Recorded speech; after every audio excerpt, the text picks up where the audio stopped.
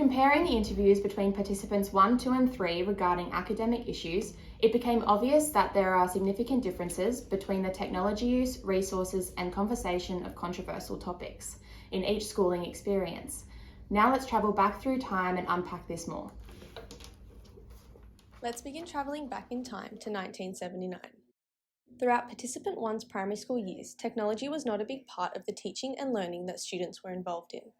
The research was predominantly through library books and encyclopedias, where they had to research the information needed rather than accessing search engines or the internet. The resources that were available in this classroom were very limited.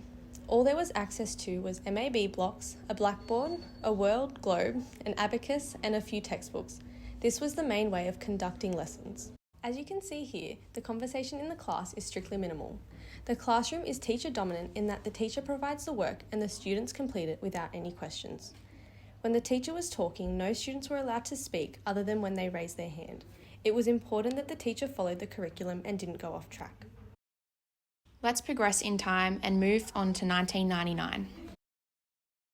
Technology use and accessibility in Australian schools from 1999 to 2005 was limited as technology was only introduced into the Australian curriculum in the year 2000s. As you can see here, the students are sharing a computer between them, and in this era, a lot of schools, especially Participant 2s, had to share 4 computers between 2 classes. Throughout Participant 2's schooling experience, the resources they used were similar but extremely different. For example, they still used MAB blocks, but they changed from wooden to plastic. They began using more concrete resources such as counting bears, counters, and they changed from using a blackboard to using a whiteboard in the later years of primary school. It is important to notice that the growth in the books available in the classroom in comparison to 1979. As you can see, the classroom library is growing rapidly.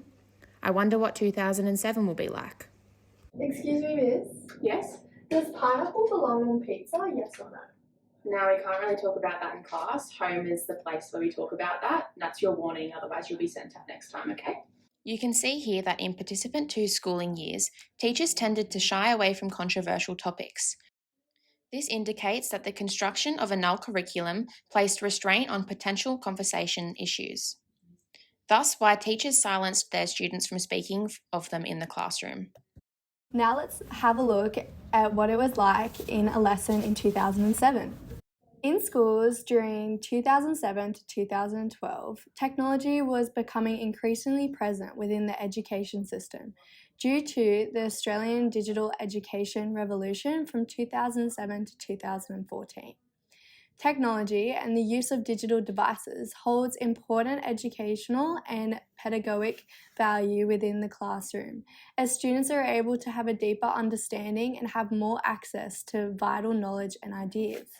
Participant 3's classroom was equipped with more concrete materials to improve students' learning experiences. They had access to more funding and a higher number of resources in this time, therefore connecting students to learning opportunities they were not otherwise able to access in earlier years. Yeah. Do you side with Johnny Depp or Amber Heard? That's a really great question. I'll give you a sticker for that. Let's watch a BTN episode about that, and then afterwards we can have a discussion. Discussion of controversial topics and questions were accepted in Participant 3's learning environment. Teachers were able to be active facilitators of respectful class discussion of different ideas and had the ability to listen to their students. In our investigation of 3 generations of schooling experiences, we have gained valuable insights into the dynamic nature of Australia's education system and the changes in technology use, resources, and conversations of controversial issues. Within this, physical and social aspects also play a major role as shown in the video, through disciplinary action, classroom setup, uniform requirements, display of their work, and teaching practices. Students' experiences and learning opportunities have changed significantly to better adapt and improve teaching pedagogies and students' academic achievement. Thank you for watching. Hope you enjoyed this video. Bye!